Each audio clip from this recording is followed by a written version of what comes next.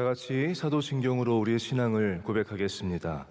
전능하사 천지를 만드신 하나님 아버지를 내가 믿사오며 그 외아들 우리 주 예수 그리스도를 믿사오니 이는 성령으로 잉태하사 동정녀 마리아에게 나시고 본디오 빌라도에게 고난을 받으사 십자가에 못 박혀 죽으시고 장사한 지 사흘 만에 죽은 자 가운데서 다시 살아나시며 하늘에 오르사 전능하신 하나님 우편에 앉아 계시다가 저리로서 산자와 죽은 자를 심판하러 오시리라. 성령을 믿사오며 거룩한 공회와 성도가 서로 교통하는 것과 죄를 사하여 주시는 것과 몸이 다시 사는 것과 영원히 사는 것을 믿사옵나이다. 아멘.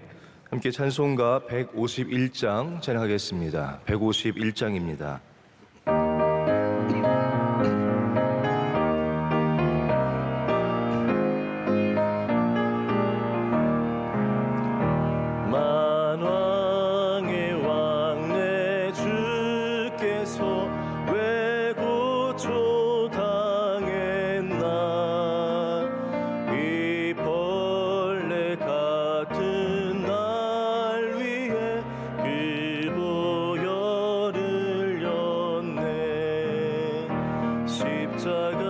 십자가 내가 처음 볼 때에 나의 맘의 큰 고통 사라져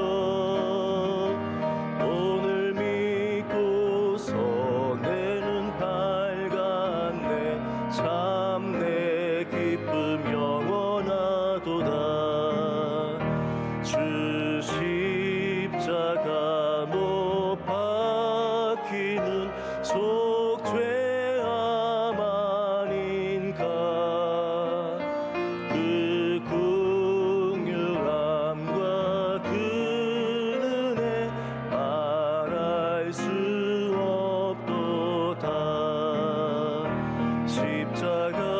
십자가 내가 처음 볼 때에 나의 맘의 큰 고통 사라져 오늘 믿고서 내 눈 밝았네 참 내 기쁨 영원하도다 늘 울어도 그 큰 은혜 다 갚을 수 없네 나 주님께 몸 바쳐서 주의 일 힘쓰리 십자가 내가 처음 볼 때에 나의 맘의 큰 고통 사라져 오늘 믿고서 내 눈 밝았네 참 내 기쁨 영원하도다 아멘. 오부 찬양대 총무로 섬기시는 박내진 집사님께서 기도 인도해 주시겠습니다.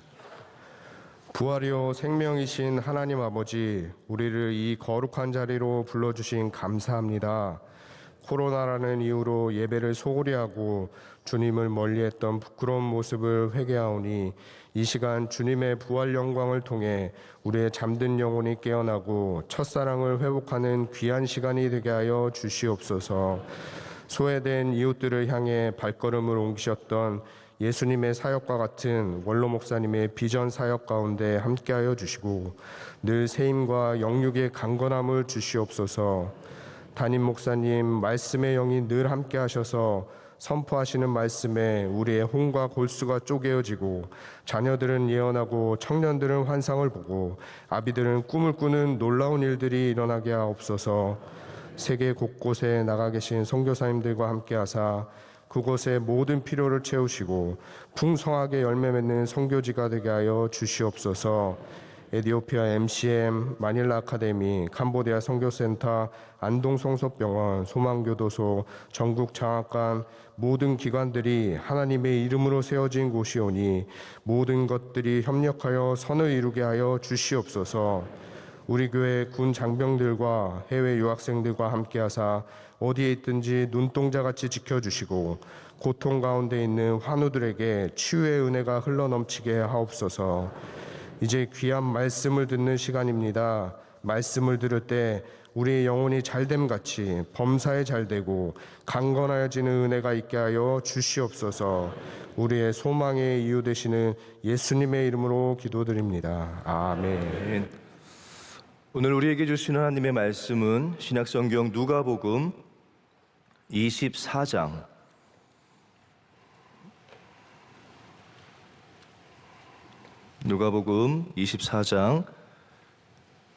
25절에서부터 35절까지의 말씀입니다. 누가복음 24장 25절에서부터 35절까지의 말씀입니다.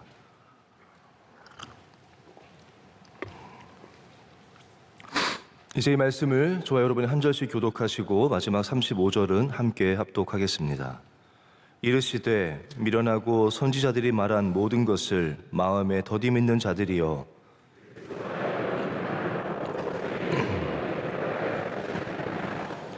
이에 모세와 모든 선지자의 글로 시작하여 모든 성경에 쓴 바 자기에 관한 것을 자세히 설명하시니라.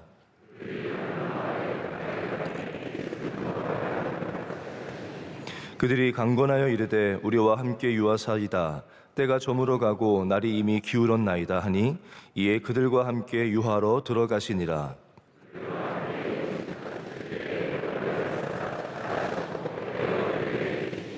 그들의 눈이 밝아져 그인 줄 알아보더니 예수는 그들에게 보이지 아니하시는지라.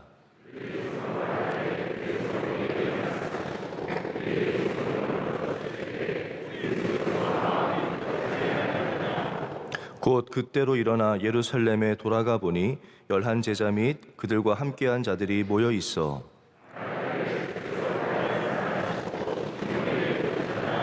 함께요. 두 사람도 길에서 된 일과 예수께서 떡을 떼심으로 자기들에게 알려지신 것을 말하더라. 아멘. 예수님 부활하셨습니다. 아멘. 오늘 우리의 하루의 삶 가운데도 십자가와 부활이 함께하는 삶, 하나님의 영광과 하나님의 은혜가 온전히 경험되어지는 하루가 되기를 소망합니다. 오늘 저는 본문 말씀 가지고 마음이 뜨겁지 아니하더냐라는 제목으로 말씀을 전하고자 합니다. 전에 40대 1이라는 어떤 칼럼을 제가 읽은 적이 있습니다. 정확히 지금 기억은 잘 안 나는데 내용은 이겁니다. 사순절과 부활절에 관해서, 십자가와 부활절에 관해서 그걸 40대 1이라고 이렇게 비교를 했습니다. 무슨 의미인지 아시겠습니까? 우리가 주님의 십자가는 사순절을 통해서 40일 동안 주님의 그 십자가 이전의 행적을 우리가 집중하고 묵상하는 그런 시간을 갖는 거에 반해서 부활절은 많은 교회들이 부활주일 하루에 기쁨과 감격으로 예배드리고는 그 이후에 그냥 이제 없어져 버리는 그런 경우들이 많다라고 하면서 십자가 이전에 그 행적과 십자가도 너무너무 중요하지만 부활절 이후에도 예수님은 부활절 이후에 40일 동안 계셨거든요. 부활절 이후의 행적도 너무너무 소중하고 우리가 그것을 더 집중하는 것이 필요하지 않겠냐라는 그런 컬럼을 읽은 적이 있습니다. 예수님은요, 부활하시고 바로 승천하신 것이 아니에요. 부활하시고 이 땅에 40일 동안 계셨습니다. 근데 이 40일 동안은요, 그 이전에 계실 때처럼 많은 사역을 하시지는 않았어요. 뭐 병자를 고치시거나 뭐 사람들에게 뭐 가르치거나 이런 걸 많이 하지 않고요. 한 가지에 초점을 맞추셨습니다. 그것은 뭐였냐면 예수님의 제자들을 만났거든요. 제자들을 여러 다양한 무덤에서 마리아도 만나시고 오늘 본문에 엠마로 가는 두 제자도 만나시고 의심하던 도마도 만나시고 베드로와 뭐 다른 제자 요한도 만나시고 다 이렇게 만나셨는데 그 목적은 무엇이냐면 예수님의 부활을 믿지 못하는 제자들에게 믿음을 주시기 위함이었습니다. 이 한 가지였어요. 믿음을 주시기 위해서. 마태복음 28장 16절 17절은요 심지어 이렇게 이야기하더라고요. 승천하기 바로 직전의 이야기거든요. 이렇게 말씀하고 있습니다. 11 제자가 갈릴리에 가서 예수께서 지시하신 산에 이르러 예수를 배웠고 경배하나 아직도 의심하는 사람들이 있더라. 부활하시기 직전이거든요. 근데도 그 예수님의 제자 가운데도 아직도 의심하는 자가 있다는 거예요. 그만큼 예수님의 부활이 믿기 힘든, 정말 우리의 논리나 우리의 머리로는 이해할 수 없는 사건이기에 그만큼 믿기 힘든 일이고, 예수님은 제자들에게 믿음을 주시고자 부활 이후에도 이 땅에 계셨다는 것이죠. 여러분은 어떻습니까? 예수님의 부활을 믿으십니까? 여기 헨리 나우안이 쓴 재밌는 이야기가 있습니다. 한번 제가 읽도록 하겠습니다.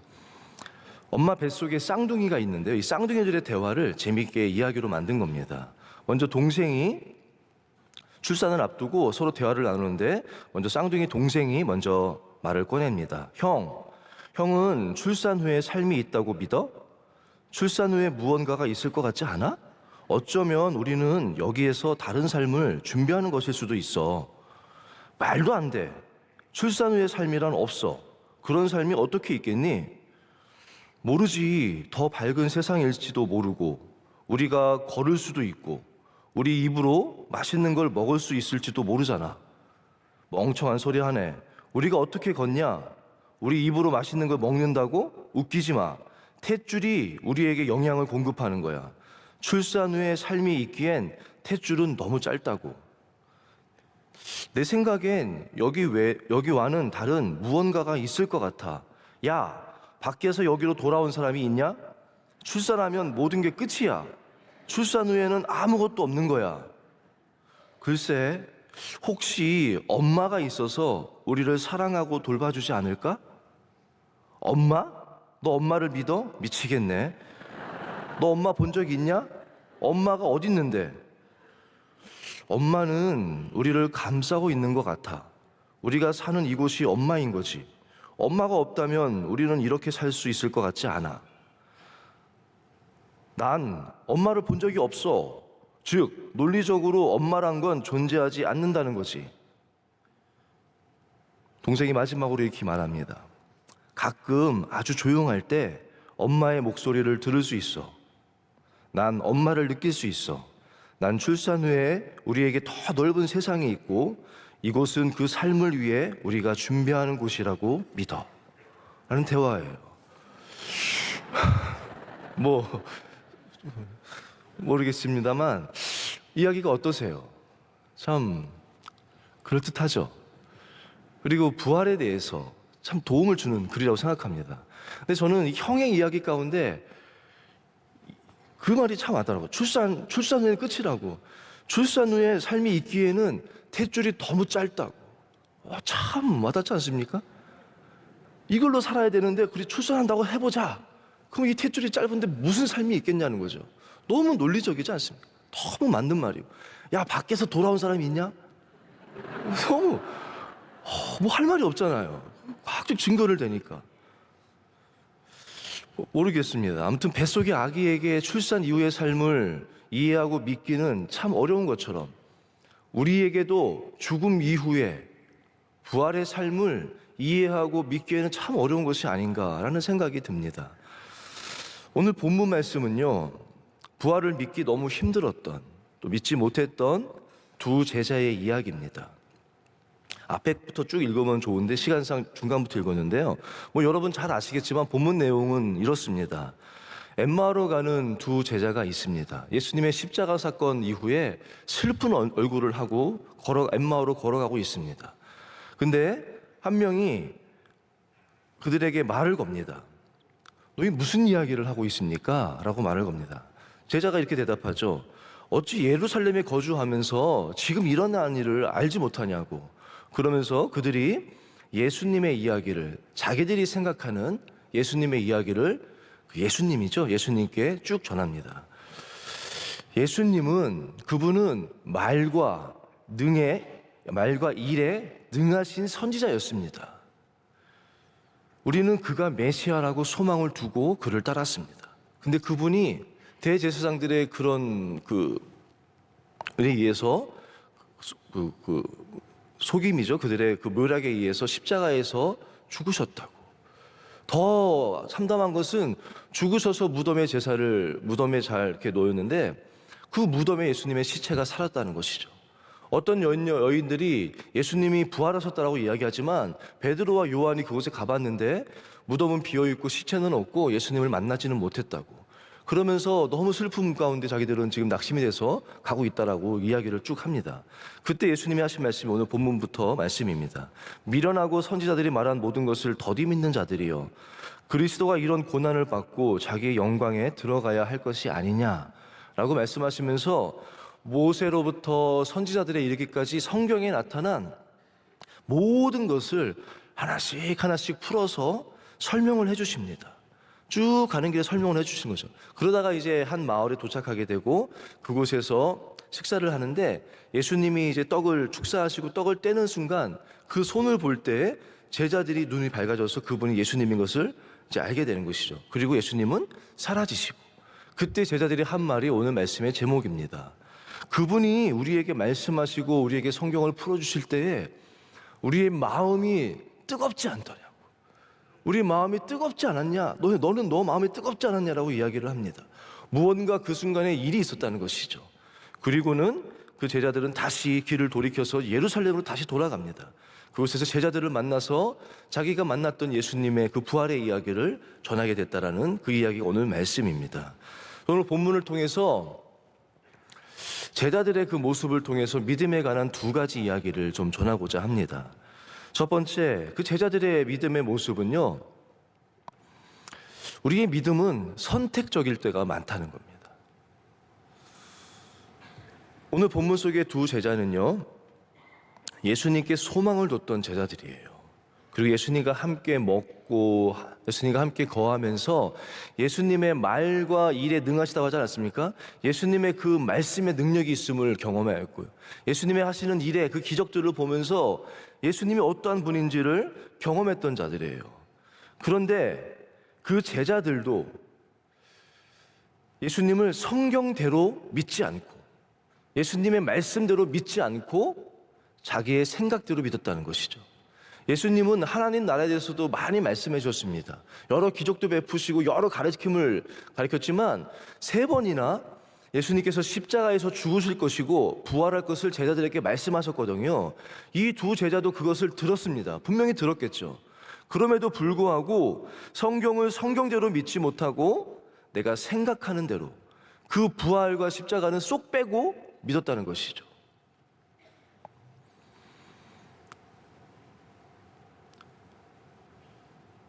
예수님에 대한 그들의 생각은 맞아요. 그 상황에 대한 판단도 논리적이고 맞습니다. 그들의 말은 맞고 생각은 맞지만 그들에게는 믿음이 없었던 것이죠. 부활에 대한 믿음은 없었던 것입니다. 믿음은요, 내 생각대로 믿는 것이 아니라 선택적으로 믿는 것이 아니라 말씀대로 믿는 것인 줄로 믿습니다. 성경은 이 말씀대로와 내 생각대로의 계속 갈등이에요.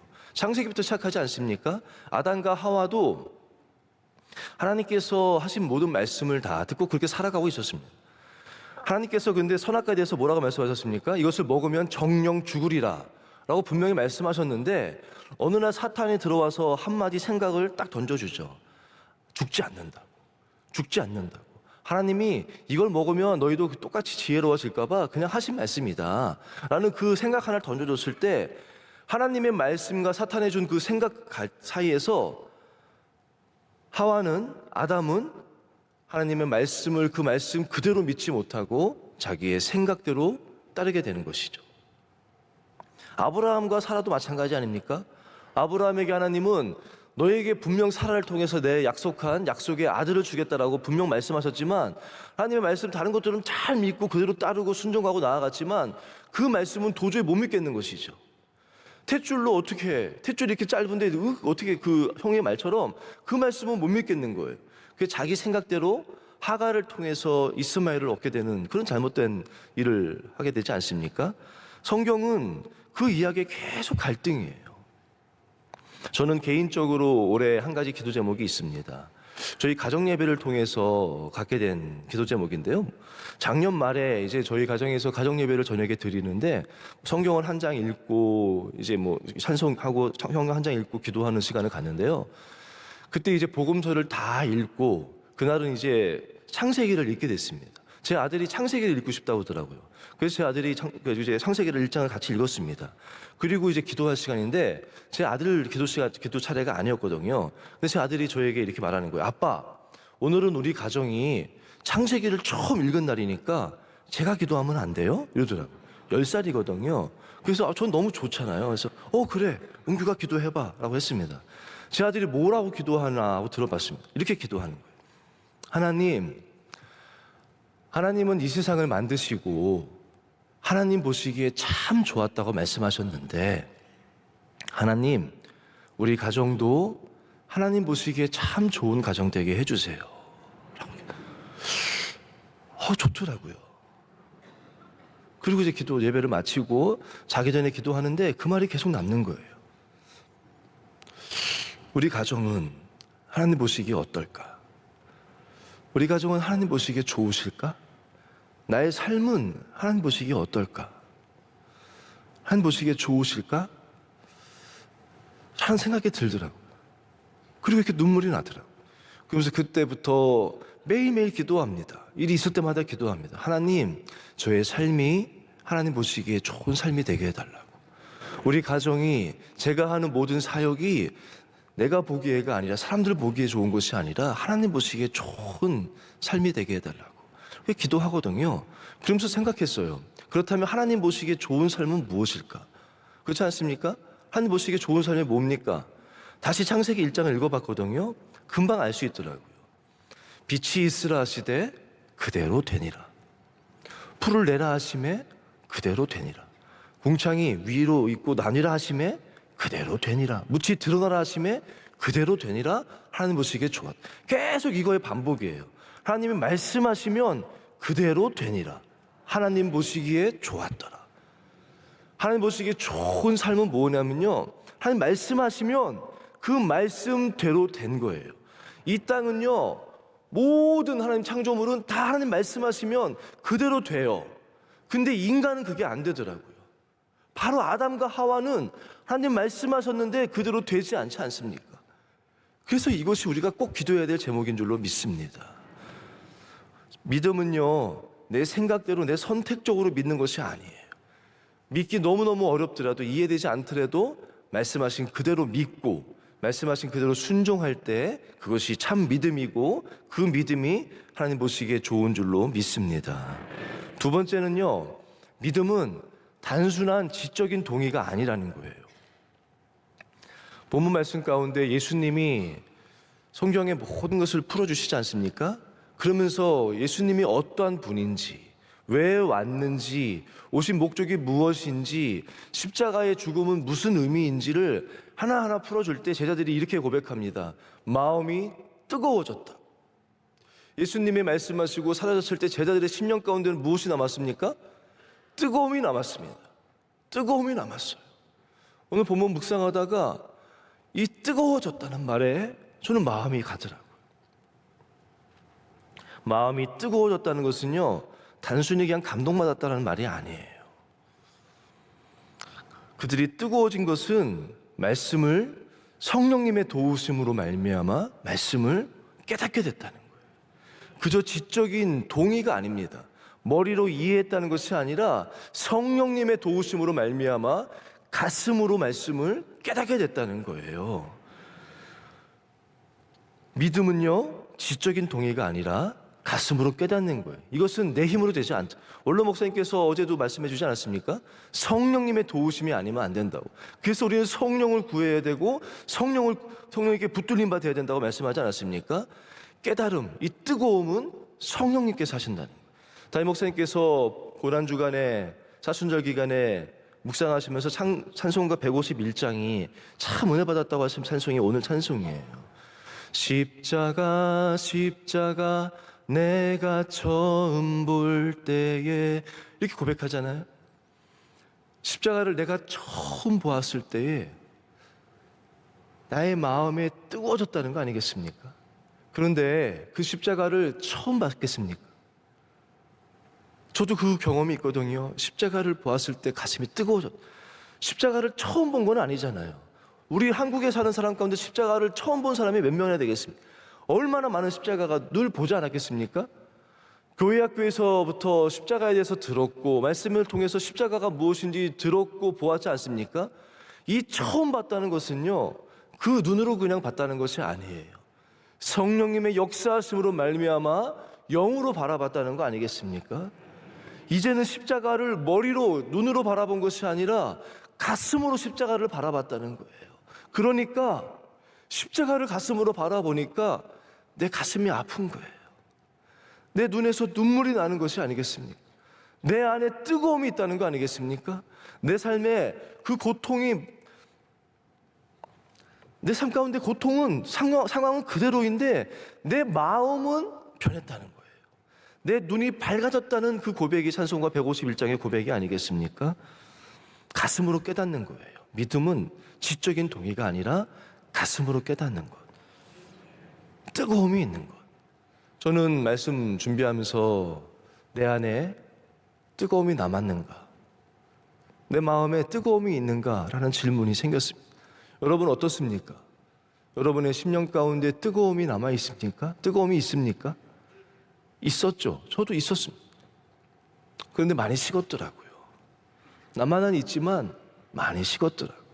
주님의 십자가를 처음 보았을 때 그 앞에서 흘렸던 뜨거운 눈물도 이제 너무 사라진 것 같고, 주님께 드렸던 뜨거운 기도도 이제 너무 사라진 것 같고, 뜨거웠던 예배도 너무 사라진 것은 아닌가, 식은 것은 아닌가. 복음을 3절에 그렇게 고백하지만 하지 않습니까? 늘 울어도 그 큰 은혜 다 갚을 수 없어서 나 주위에서 네 몸 바쳐 주님을 섬기겠다고, 주일하겠다라고 고백했던 그 고백이 많이 식지는 않았습니까? 그래도 감사한 것은 부활의 절기를 우리에게 주시지 않았습니까? 이번 부활절 예배를 통해서 우리 예배도 회복되어지고 우리의 심령에 뜨거움이 다시 생기지 않았습니까? 다시 성령님을 바라보게 되지 않았습니까? 이 뜨거움을 잃지 않기를 바랍니다. 이 뜨거움을 잘 붙잡으시고 성령을 늘 구하심으로 뜨거움 가운데 살아가시는 저와 여러분 되기를 주의 이름으로 부탁드립니다. 뜨거움은 사명이에요. 제자들은 이 뜨거움을 받았을 때 가던 길을 멈추고 바로 돌이켜서 다시 예루살렘으로 갑니다. 그 부활을 증거하고 부활의 증인으로 복음을 증거하는 사명을 감당하는 삶을 살았던 것이 제자의 삶인 줄로 믿습니다. 오늘 하루의 삶 가운데 이 뜨거움을 가지고 살아가는 저 여러분 되기를 부탁드리겠습니다. 함께 기도하겠습니다. 기도하실 때 오늘 우리의 삶이 십자가와 부활이 함께 있는 삶, 그래서 우리의 삶 가운데 하나님 보시기에 참 좋은 믿음에 있는 삶이 되기를 위해서 기도해 주시고, 하나님 저에게 뜨거움을 주옵소서, 이 뜨거움을 잃지 않게 해달라고 성령의 충만함을 위해서 기도해 주시길 바랍니다. 또 우리 나라와 민족을 위해서 우리 교회와 담임 목사님, 원로 목사님 위해서 우리 주님의 이름을 3번 부르시고 기도하시다가 자유롭게 돌아가시기를 바랍니다. 주여, 주여, 주여. 오 살아계신 나의 주 하나님 아버지, 오늘도 이 새벽 주께서 주의 전 앞으로 불러주시고 아버지 앞에서 주의 말씀을 듣게 해주시며 감사합니다. 아버지 부활의 절기를